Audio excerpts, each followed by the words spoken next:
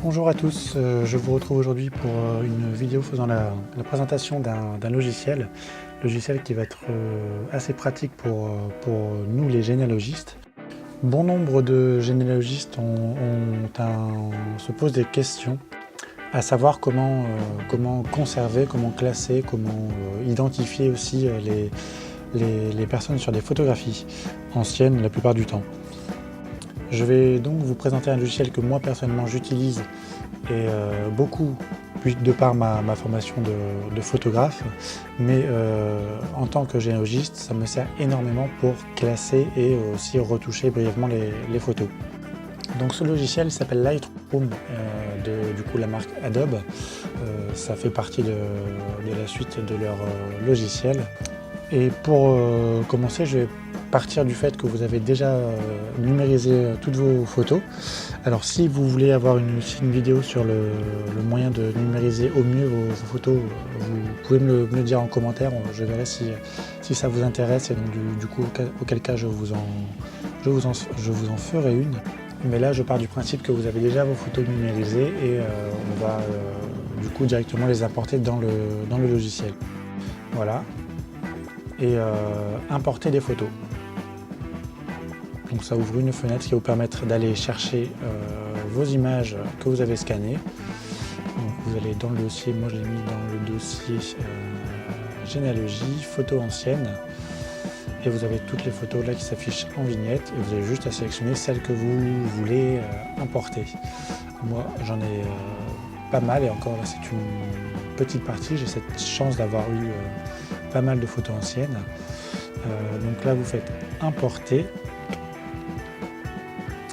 Vous voyez que oui, on a des sous-dossiers aussi qu'on peut choisir d'importer ou non. Il suffit de décocher les photos intégrées. Donc ça importe les photos. Vous avez du coup les photos qui sont présentées sous forme de vignettes qu'on va pouvoir choisir la taille, plus ou moins grande.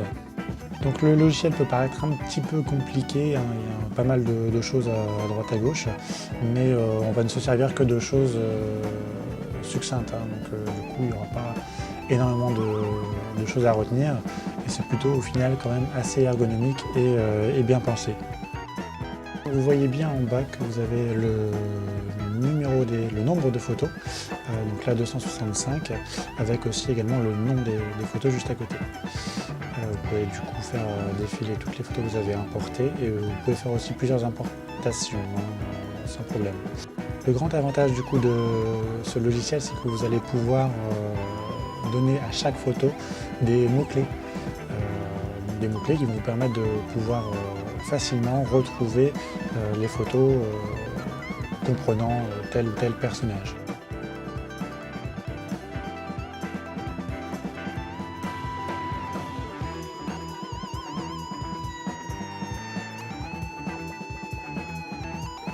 Donc vous avez du coup Georges, mon grand-père, ensuite vous avez Raymond, son père, et enfin Marthe, sa mère. C'est simple, hein, pour mettre des mots-clés, vous avez juste à les écrire en les séparant d'une virgule, et donc du coup ça crée chaque mot-clé indépendamment. L'avantage, c'est que ensuite vous allez pouvoir faire des recherches. Oui, des recherches par mots-clés en allant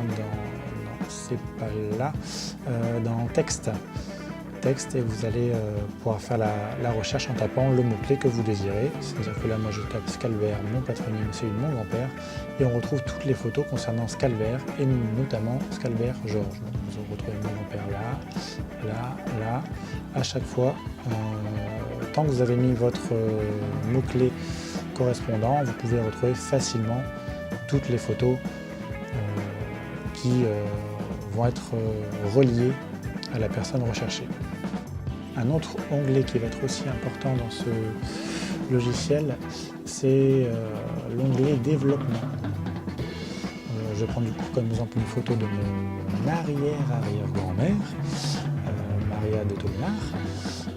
On va directement dans l'onglet développement, ça va vous permettre de faire des retouches sur cette photo. Donc gérer la luminosité, l'exposition, le contraste, toutes ces retouches qui vont être plutôt globales et non pas trop les retouches précises.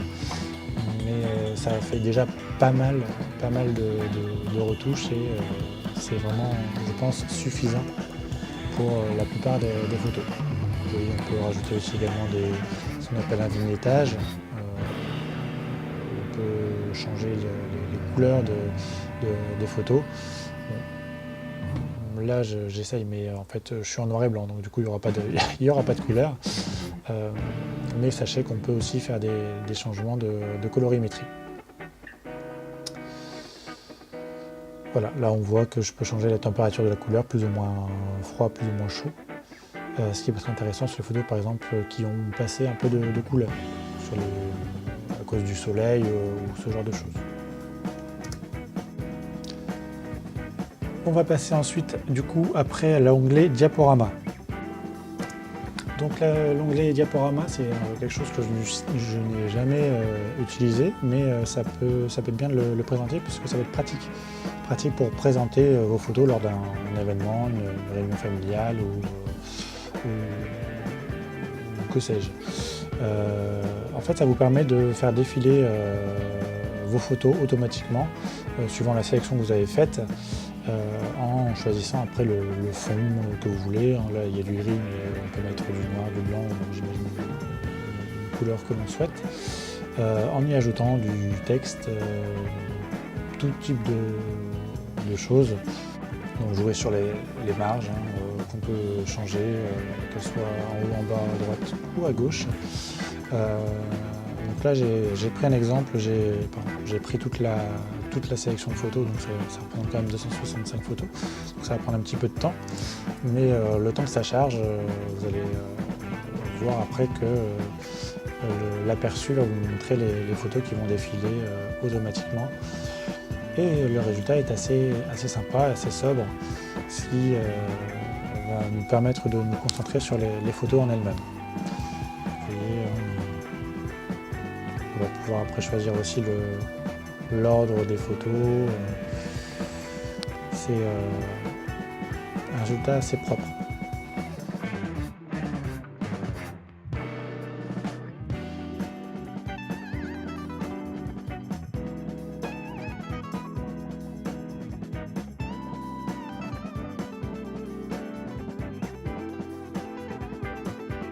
Je vais du coup revenir à l'onglet développement parce que je ne vais pas montrer un outil assez sympathique pour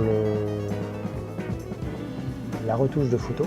C'est-à-dire qu'on va pouvoir retoucher de manière un peu plus précise quelques petites parties, par exemple les taches, les déchirures, les points blancs ou noirs qui apparaissent sur les photos.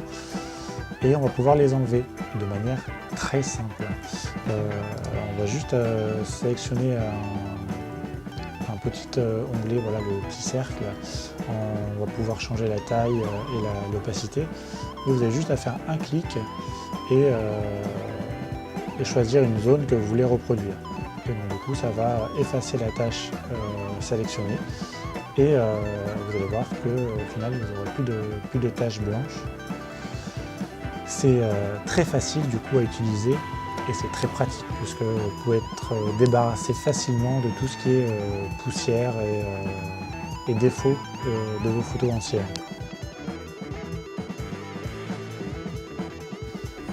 On va pouvoir du coup passer maintenant à l'onglet impression. Impression qui est très pratique aussi, que j'utilise un peu plus. Ça va consister à pouvoir faire des planches contact ou même des planches individuelles de chaque personne avec la possibilité de jouer sur le fond, les marges, la taille des marges, la numérotation des photos en elles-mêmes. Ça peut être bien pour, par exemple, classer ces photos là plutôt des photos papier pour retrouver plus facilement ou avoir un aperçu rapide des photos originales que l'on a. Ça nous évite de manipuler les photos originales et auquel cas ça peut nous indiquer où retrouver cette photo originale.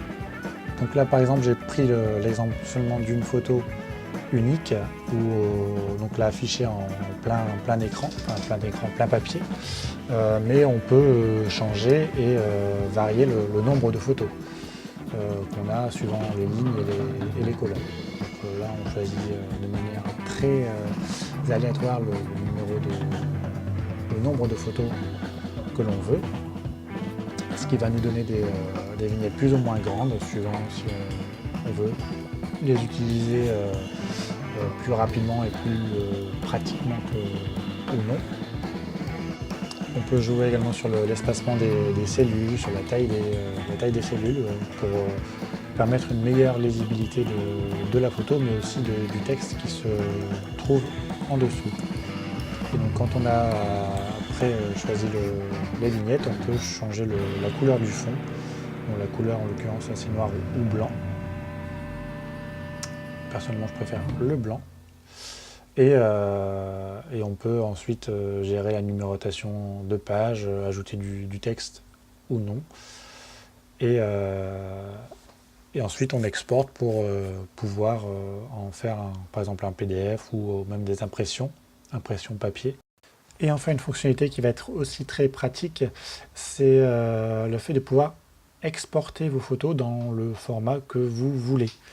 C'est-à-dire que vous allez pouvoir, suivant si vous l'utilisez pour le web ou pour de l'impression, exporter vos photos dans une taille donnée que vous aurez choisie pour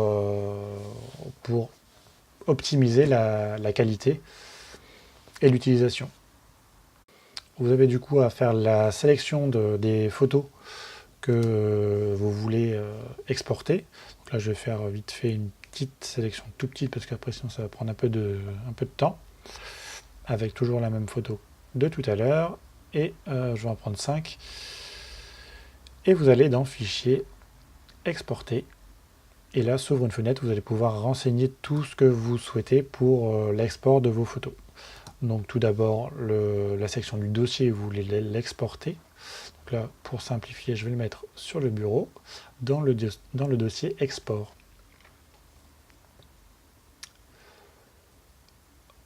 Ensuite, une chose importante, c'est le paramètre de fichier.